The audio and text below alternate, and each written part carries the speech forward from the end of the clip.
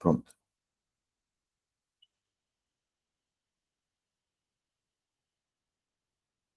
Está sendo informado que o link que está disponível no Aula não está funcionando. Os tutores podem compartilhar o link nos grupos, tá bom? Bom, pessoal, vou começar a aula aqui, vou compartilhar minha tela para poder dinamizar os trabalhos.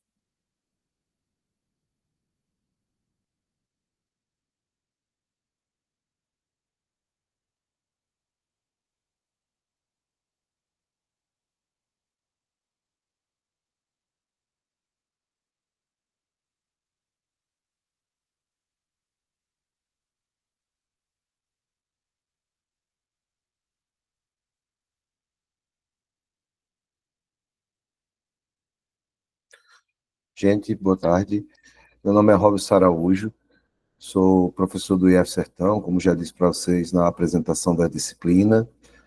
Sou professor de História do IF Sertão e agora a gente vai iniciar a primeira aula síncrona, que tem como tema Desafios da Docência na Educação Profissional e Tecnológica, tá? Que é exatamente a primeira aula da disciplina Trabalho e Educação, Fundamentos Teóricos e Didáticos 1. Gostaria de falar que também serei professor da próxima disciplina, Trabalho e Educação Fundamental Teórico e Didático 1, e de algumas outras disciplinas do curso. Então, portanto, essa é a primeira de algumas outras disciplinas que nós vamos ter a oportunidade de nos encontrar, tá bom? Geralmente, o sábado deve ser o dia dessas aulas assíncronas. Bom, aqui tem um roteiro do que nós vamos discutir, né? A gente sabe que a disciplina ela traz muitas questões que envolvem os fundamentos teórico-didáticos da relação entre trabalho e educação, mas eu resolvi discutir um tema específico que é caro a todos nós, que é fundamental para o andamento do curso de especialização, que é justamente os desafios da docência PT. Esse é o primeiro tema, e aí a gente vai fazer um debate teórico, com alguns dados, com a reflexão. Primeiro, saber o que é a docência PT, quem é o docente no Brasil, o docente APT no Brasil. A gente vai trazer um estudo sobre os desafios da docência, da educação profissional e tecnológica nos institutos federais, e também alguns desafios da docência PT nas redes estaduais. E, por fim, nós devemos fazer um breve panorama das próximas aulas e atividades. Primeiramente, eu acho importante a gente frisar, né, que essa disciplina, Trabalho e Educação, Fundamentos Teóricos Didático 1, é como se fosse o coração teórico da disciplina, né? Porque é onde nós vamos ter a oportunidade de compreender o significado tanto do conceito de trabalho, que é fundamental para a educação profissional e tecnológica, quanto das relações entre trabalho e educação, né? Já no material base do curso de vocês, apresenta, esse é o principal tópico dessa primeira aula, o que quer dizer trabalho. E a gente viu que o trabalho ela tem pelo menos duas dimensões. O trabalho pode ser considerado tanto em sua dimensão ontológica, ou seja, como algo constitutivo do fazer humano, aquilo que permite o homem se existir socialmente e sobreviver, né? Numa perspectiva marxista, é justamente a capacidade do homem transformar a natureza e garantir sua sobrevivência ao mesmo tempo em que ele transforma a natureza, ele também transforma a si próprio, permitindo a evolução histórica e o desenvolvimento de suas completas capacidades. Esse é o conceito ontológico de trabalho. E do ponto de vista histórico, o trabalho tem existem vários tipos de trabalhos que vão se desenvolvendo ao longo da história, né? A gente podia citar na antiguidade como um padrão do trabalho antigo a escravidão, na Idade Média a servidão, e na modernidade, na Idade Moderna e Contemporânea, o trabalho assalariado. Então você tem aí uma dupla dimensão do trabalho que no capitalismo ele se desencontra, ao mesmo tempo que o trabalho é constitutivo do ser humano. No capitalismo, o trabalho ele também é um fator de sofrimento e de alienação, uma vez que o resultado do trabalho dos homens e mulheres, dos trabalhadores e trabalhadoras, não são apropriados por esses mesmos trabalhadores e trabalhadoras. Então, eles se alienam do trabalho. Esse é um dos problemas fundamentais do trabalho no capitalismo, e, sem dúvida alguma, é importante que a gente contextualize o conceito de trabalho a partir dessa dimensão histórica, certo? A educação profissional e tecnológica, ela trabalha a partir da ideia de que o trabalho não é apenas uma concepção filosófica, mas é um princípio educativo, né? E um dos principais desafios dessa modalidade de ensino é justamente aliar teoria e prática, formação geral com formação técnica, uma visão científica com uma visão cidadã, certo? E isso daqui é fundamental, são todos os pontos que a gente vai discutir ao longo dessa disciplina, né? Um outro ponto relevante da disciplina é que a educação profissional e tecnológica tem um conjunto significativo de concepções pedagógicas. E muitas vezes essas concepções, elas são conflitivas, elas carregam em si diferentes projetos políticos pedagógicos, e isso a gente vai desenvolver um pouco mais à frente. Desde que a gente começou a pensar nessa disciplina, a gente começou a discutir, teve o esforço de tentar, sempre que possível, relacionar teoria e prática. Então, todo o material básico e complementar da disciplina, com elementos teóricos, com uma visão, com estudos, com uma perspectiva mais ampla, são aliados às atividades que a gente vai tentar sempre trazer a própria experiência dos alunos, para que eles possam observar e praticar o que viram na teoria de forma mais umbilical. Tá? Então, realmente, eu acho que essa disciplina é uma disciplina fundamental para esse curso, que a gente vai preparar vocês para as próximas disciplinas e também para contribuir para a própria elaboração do trabalho de conclusão de curso de vocês. Isso, antes de continuar na aula, é importante que a gente ressalte, é sempre importante que vocês façam um registro das atividades, do pensamento, das reflexões, das leituras que vocês estão desenvolvendo no memorial, certo? Que isso vai ser fundamental para o desenvolvimento do TCC. Então, a docência em educação profissional e tecnológica, ela surge legalmente, falando, através de duas leis fundamentais, né, que ocorrem no ano de 2018. A primeira lei é a Lei 11.741, de julho de 2008, ela altera a LDB e define o que é EPT, né? E a EPT, ela compreende três dimensões.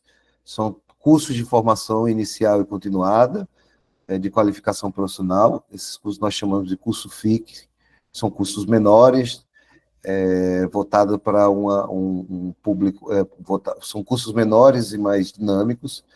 Cursos de educação profissional técnica de nível médio, em três tipos distintos, tanto integrado, concomitante, subsequente, e também podem ser considerados cursos de educação profissional tecnológica na graduação e pós-graduação.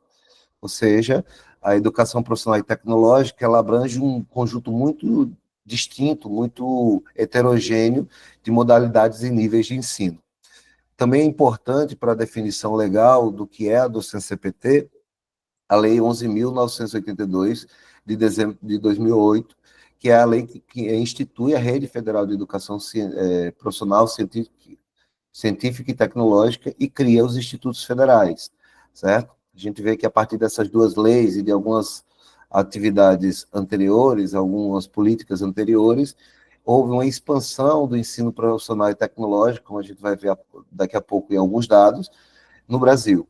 Agora, muito importante dizer que, apesar de já existir, de passar a existir legalmente a educação profissional e tecnológica em 2008, a docência EPT, ela já existe há muito tempo, né? Uma vez que a educação profissional, ela não é algo que passa a existir a partir de 2008, apesar da fundamentação legal, sim, ela existe desde pelo menos o início do século XX. Então, existe uma tradição de educação profissional e tecnológica no Brasil e uma prática histórica, né, de docentes que participam dessa modalidade de ensino. Certo? Aqui eu trago um primeiro dado, esses dados eu disponibilizei no material complementar, mas são dados importantes para a gente reforçar e explorar um pouco, para a gente ter um pouquinho da dimensão do avanço e dos recursos da educação profissional e tecnológica no Brasil. Esse primeiro dado, esse primeiro gráfico, ele mostra o número de matrículas por oferta na educação profissional tecnológica, certo? De 2011 a 2022. Aqui eu gostaria de ressaltar dois pontos importantes, que é quais são os níveis e as modalidades de ensino que são mais comuns na EPT. A gente vê que boa parte das matrículas, pelo menos 45,8%, em 2022, era reservado aos cursos subsequentes, né? E existem alguns dados que mostram que boa parte dessas matrículas dos cursos subsequentes estão reservadas à rede privada, o Sistema S e algumas instituições privadas de ensino. De alguma forma, houve até uma diminuição relativa, apesar do número ter aumentado a diminuição em relação a 2011, do subsequente. Isso reflete a mudança de política que ocorreu nos últimos anos para focar no ensino médio integrado, né?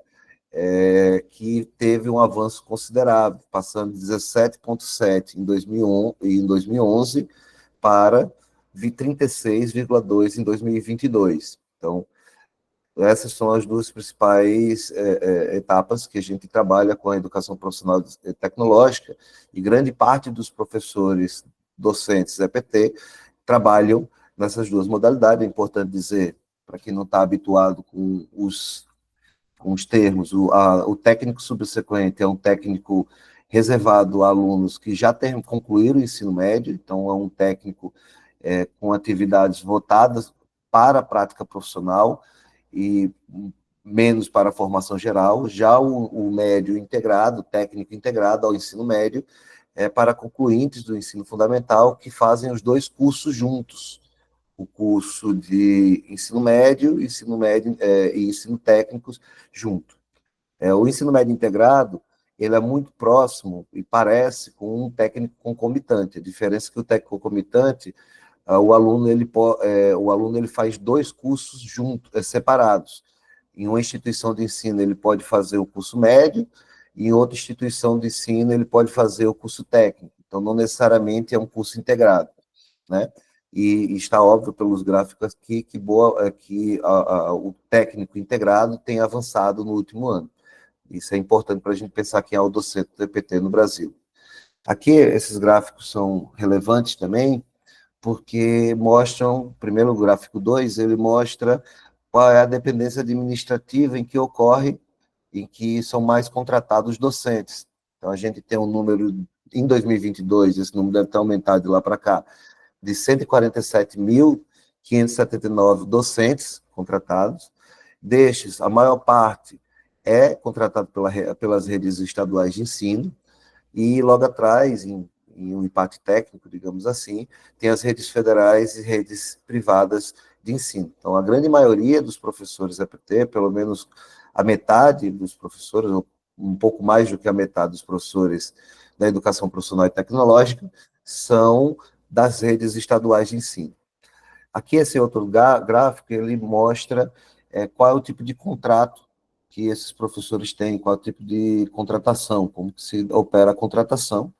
A gente tem um número interessante, um número importante de concursados efetivos e estáveis, mais ou menos 54% dos professores EPT no Brasil são efetivos, e um número também muito relevante dos contratos temporários, de 36%. Muito relevante, que a gente vai ver que essa é uma das principais dificuldades, sobretudo das redes estaduais, de desenvolvimento de uma boa qualidade de trabalho para o docente EPT, que são aqueles contratos temporários, muitas vezes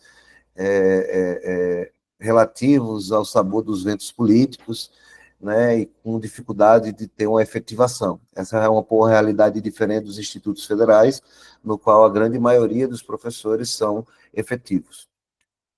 Aqui também tem um número importante, tanto em relação a sexo, né, ao gênero, e aqui tem uma comparação entre o ensino, entre os profissionais da EPT e os profissionais no nível médio regular.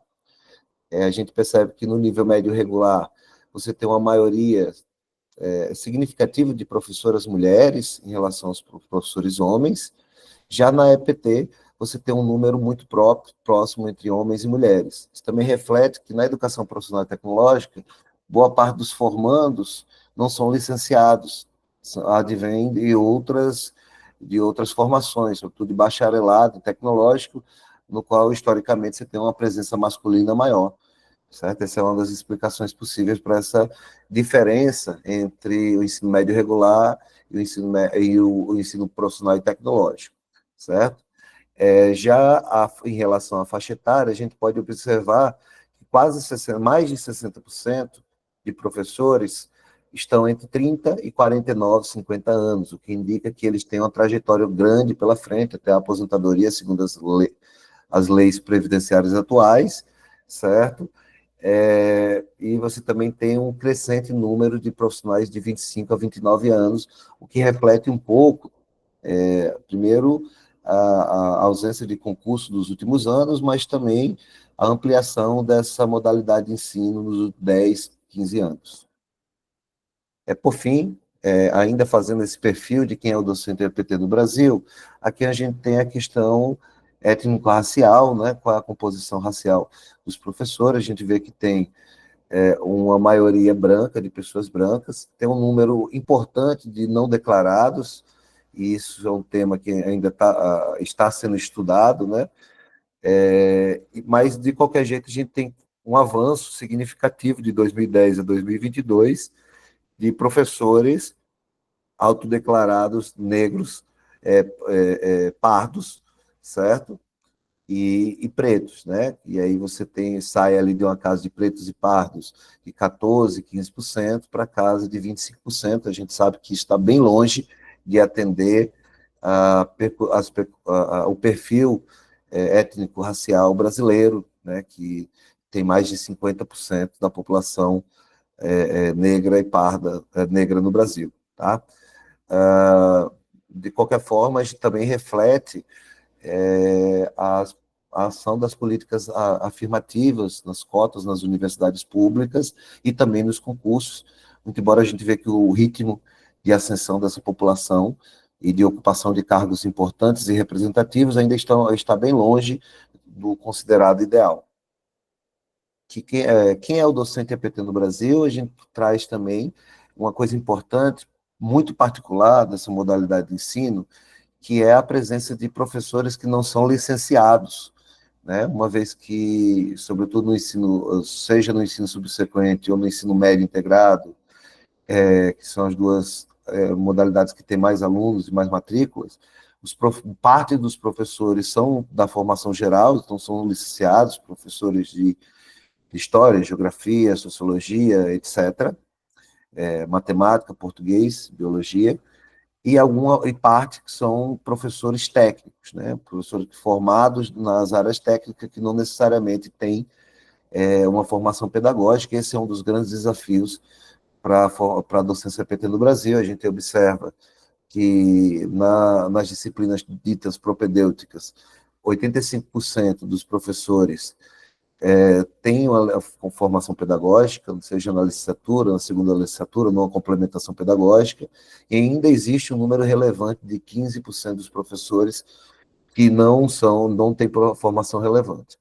Esse número essa composição altera um pouco quando a gente vai observar, né, os professores das disciplinas profissionalizantes, onde mais ou menos a metade possuem algum tipo de formação pedagógica, uma especialização, uma complementação, ou mesmo a segunda formação, e mais de 50% não tem essa formação pedagógica. Sem dúvida alguma, essa aí é dos principais desafios.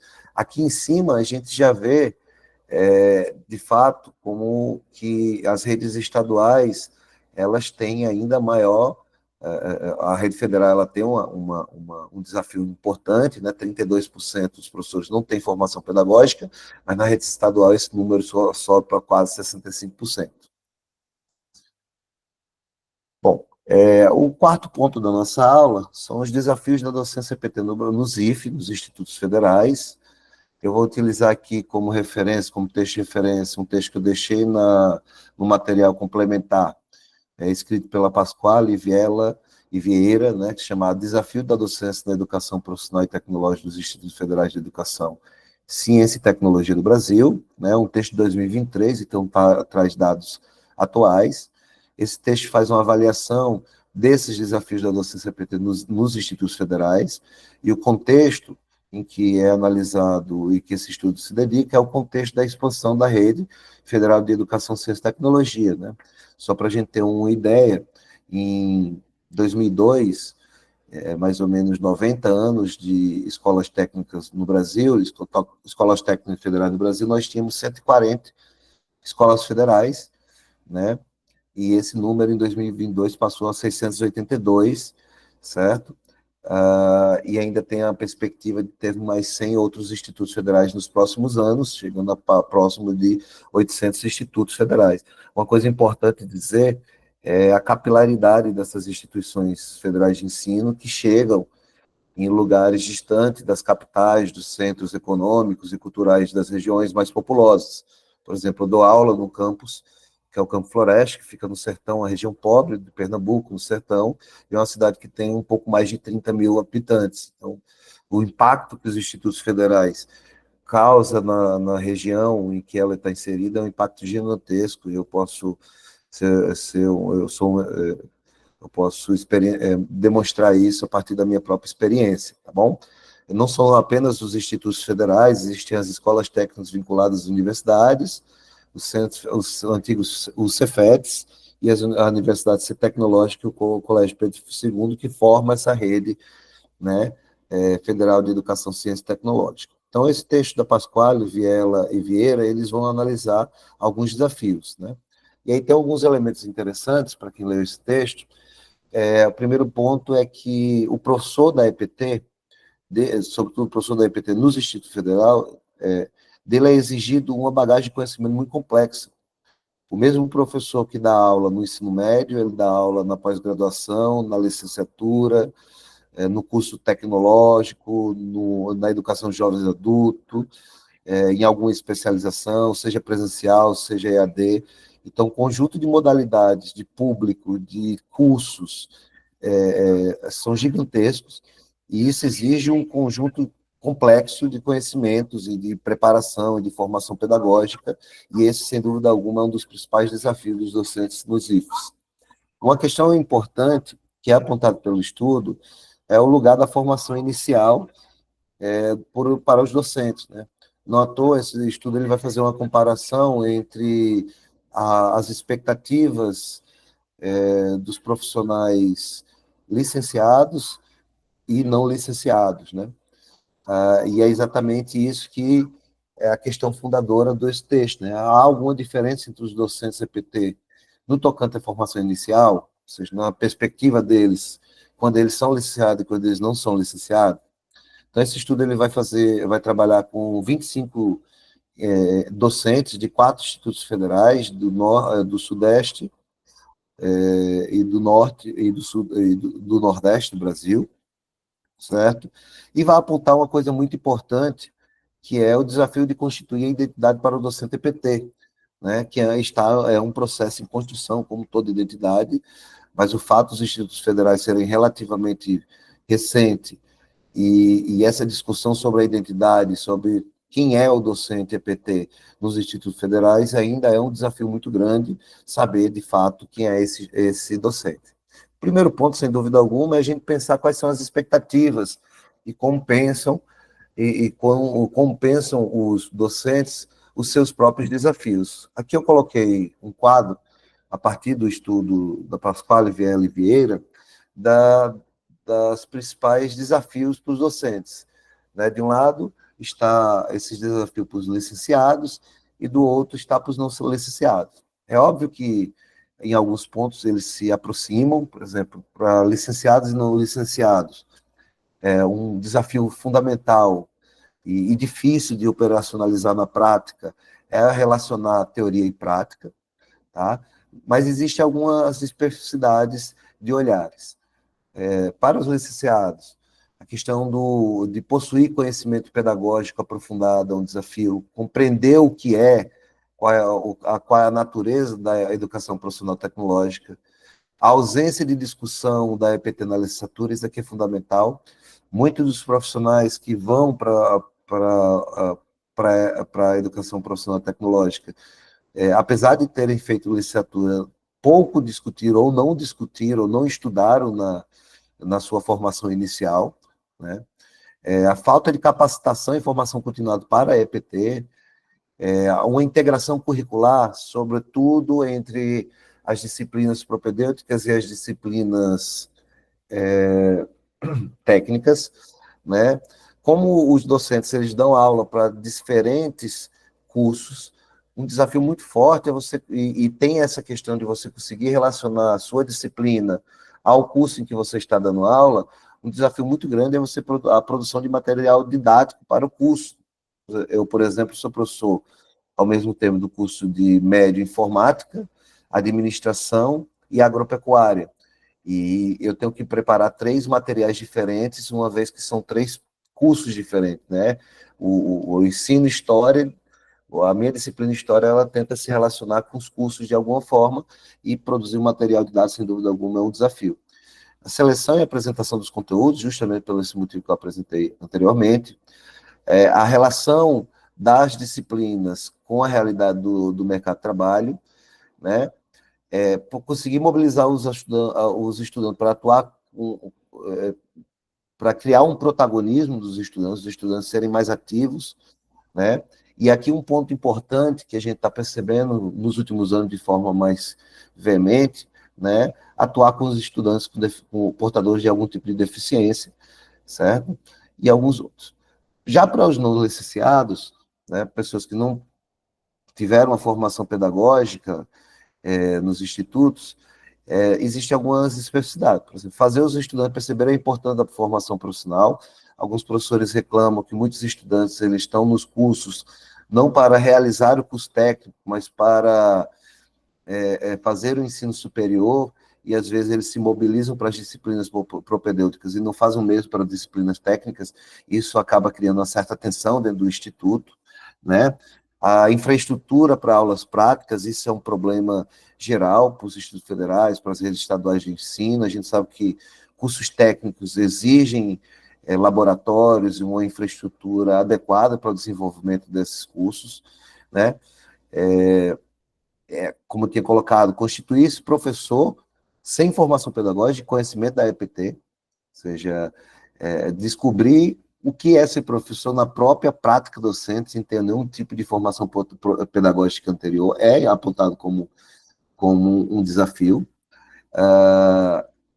Preparação de aulas para cursos técnicos, sendo engenheiro, isso aqui é só um exemplo que mostra como a dificuldade de conseguir adequar a sua formação inicial à prática docente, assim como os licenciados, as variedades de curso e modalidade que atua para organizar as aulas, ou seja, uma coisa é você dar aula de introdução à informática para a turma de EJA, de Educação de Jovens Adultos, outra coisa é você fazer a mesma disciplina para uma turma de GTI, e outra bastante diferente é para uma turma de ensino médio integrado. E um professor que não tem uma formação pedagógica, isso já é difícil, já é um desafio para os professores que têm formação pedagógica, imagine para aqueles que não têm, certo? A heterogeneidade pública é algo apontado por ambos, tanto licenciados como não licenciados, né? E entender a função social do professor EPT. Então, esse quadro ele mostra um pouquinho tanto as diferenças quanto as semelhanças dos desafios para os docentes EPT, entre licenciados e não licenciados. Quando eu estava preparando essa aula, sobretudo ao me deparar com o dado que eu vou botar aqui atrás, com esse dado aqui, com o dado de que a maior parte dos professores EPT no Brasil são da rede estadual de ensino, eu acabei percebendo uma certa tendência nos estudos e uma dificuldade, né?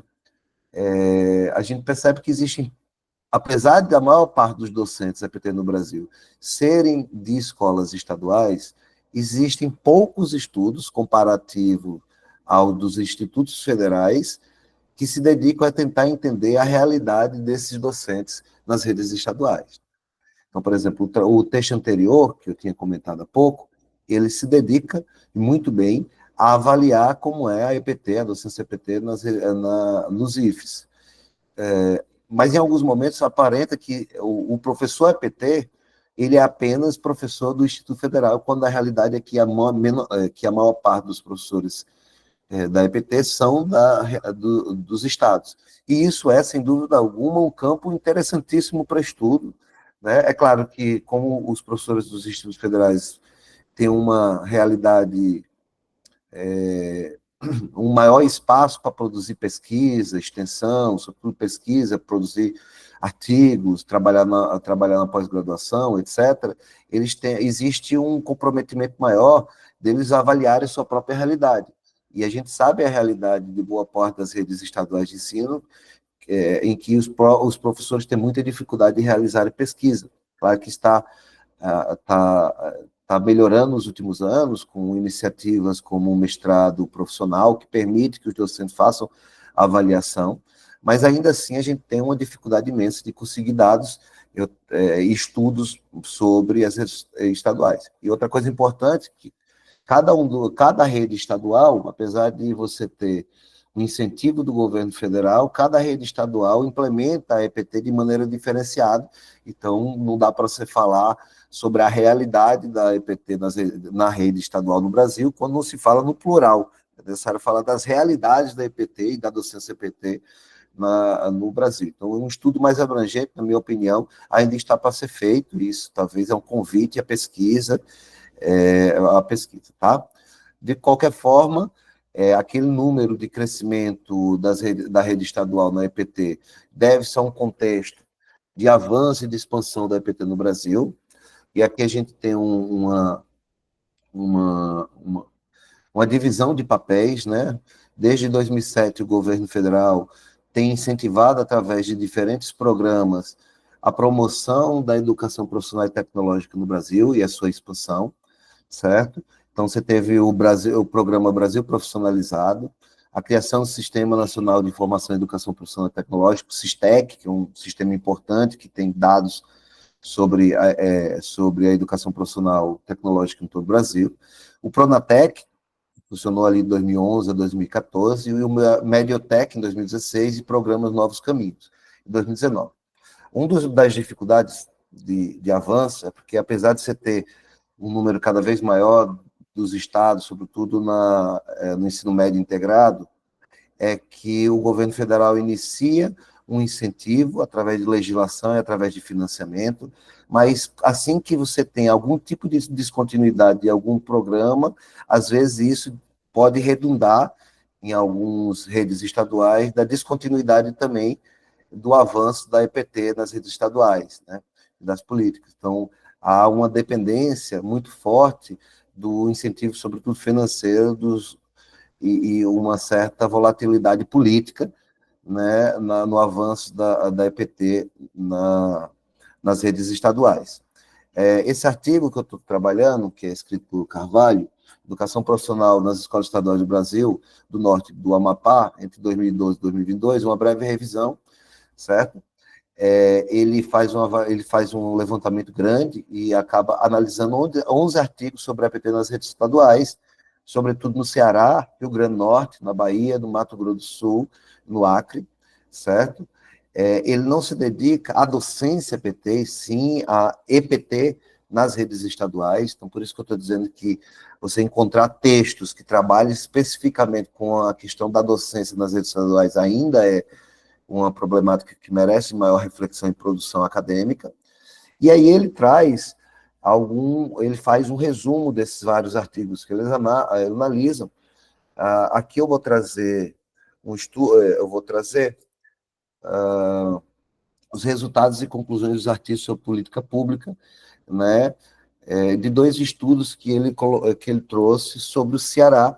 Sem dúvida alguma, a rede estadual do Ceará ela teve uma importância na expansão da EPT desde 2008, né? É apontado por muitos como um modelo de política pública votada para a educação profissional e tecnológica, muito embora não é isenta de problemas e de questões que merecem ser melhor avaliados. É importante lembrar também que o primeiro estudo que o autor trabalha é de 2014, e o segundo em 2017. Então, e de lá para cá já tiveram alguns outros avanços, né, ou recuos, e que merece ser refletido. Mas eu acho que os pontos levantados por aquelas pesquisas ali entre 2014 e 2017 ainda são pertinentes para entendimento da realidade da educação profissional tecnológica e da realidade docente no Brasil, né? O trabalho de Lima, ele faz uma pesquisa bibliográfica qualitativa, né? Ele investiga de 2008 a 2013 no Ceará. Ele percebe que ocorreu um aumento de número de alunos matriculados nas escolas estaduais de educação profissional, a chamada EEP. Houve uma ampliação rápida da EPs, e isso trouxe algumas implicações para a melhoria da qualidade de ensino, como falta de professores técnicos, falta de laboratórios técnicos, estrutura física inadequada para a EPP, falta de cursos para a formação de professores, conhecer o que é e como atuar na EPP. E aí ele conclui que a política educacional de ampliação de escolas estaduais da educação profissional no Ceará foi positiva no aspecto quantitativo, né? Então, você teve um avanço significativo nesse período, 2008 e 2013, do número de matrículas. Porém, no aspecto qualitativo, é necessária a melhoria de infraestrutura das escolas e de capacitação profissionais docentes, né? Já o Xeres Costa e Ferreira, em estudo de 2017, já nota algumas alterações e uma relativa melhora em alguns aspectos negativos considerados por Lima. Para eles, a integração da educação profissional e ensino médio nas escolas do Ceará é feita na modalidade integrada, em tempo integral. Isso é importante, e aqui a gente tem uma discussão vinculada tanto do ensino médio integrado como o tempo integral, ou seja, o aluno passar o dia todo, ou grande parte do dia na escola, e parte das atividades de ensino serem relativas à formação geral, básica, propedêutica, e outra parte é a formação técnica, tá?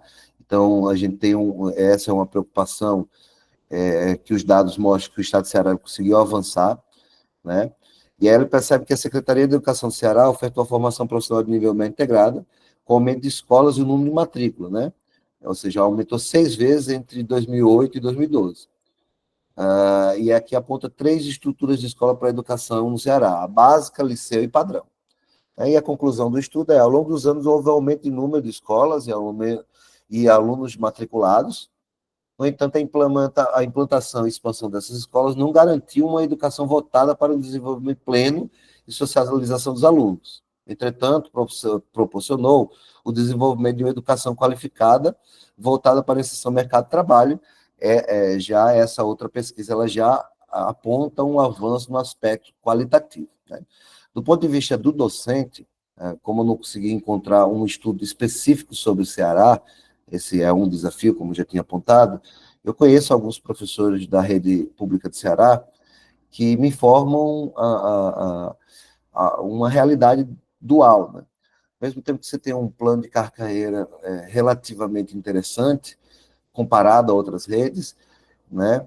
Você tem uma cobrança, uma burocratização da atividade docente forte, certo? Boa parte dos... Mas também tem uma situação curiosa, né? Porque, segundo esse amigo meu, lá existem 3 tipos de professores, e isso cria alguma tensão e uma dificuldade no próprio ensino técnico. Lá você tem os professores efetivos, que chegam ao Estado por meio de concurso. Do outro, você tem os professores contratados, né, com contratos temporários, e a instabilidade que isso pode gerar, e os problemas que isso acaba acarretando.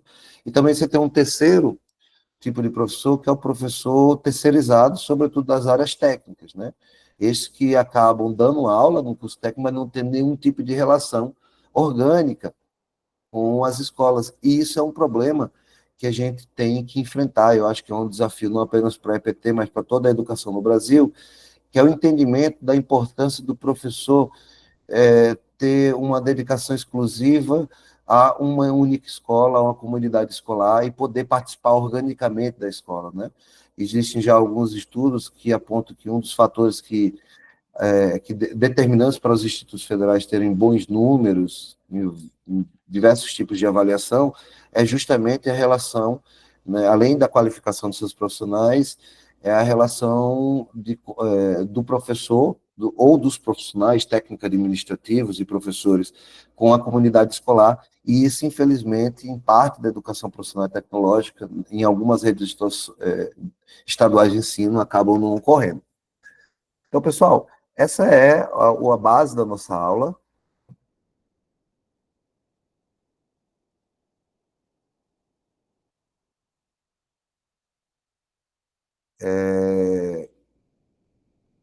Eu tive um probleminha aqui, a gente está chegando ao fim. Eu só gostaria agora de uma vez fazendo esse itinerário, né, de apontando o que é o docente EPT no Brasil, quem são os docentes EPTs, um pouco da realidade dos institutos federais e algumas problemáticas sobre a realidade da docência CPT na rede estadual de ensino. É importante que a gente observe que boa parte das temáticas que estão relacionadas com a docência CPT ainda está em aberto para pesquisa e para ser investigado. E como um dos desafios da especialização em docência CPT é a elaboração de um TCC com algum tipo de temática, a partir de algum tipo de pesquisa, então aí fica a dica que essa pode ser, sem dúvida alguma, uma temática pertinente, tá? Para concluir a aula, eu vou compartilhar novamente a tela para mostrar quais são as próximas atividades que nós iremos desenvolver, tá?